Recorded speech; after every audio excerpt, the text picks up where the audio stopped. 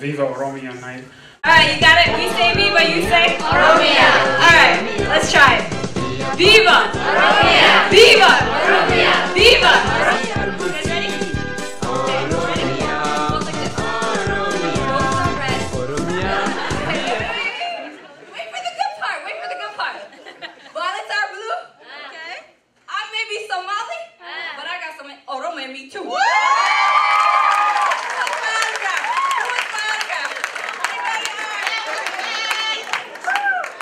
Oromia is a land of beauty, land of light, land of knowledge, land of power.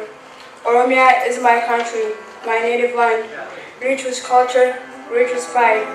A land of sweeping plains, of rigid mountain ranges, of green flooding rains.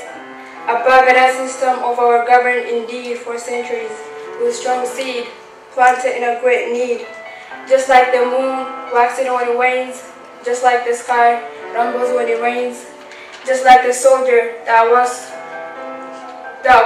toward torture. He walks Lord crying on his shoulder. He walks toward crime. He walks toward destroying every culture. He walks toward crime against humanity, against nature. Oromia, wake up against this torture. Look around you, what do you see? Oromo pride never dies. Red, green, yellow is the color of my country. Say what you got to say because Oromo pride never dies. Long live Oromia.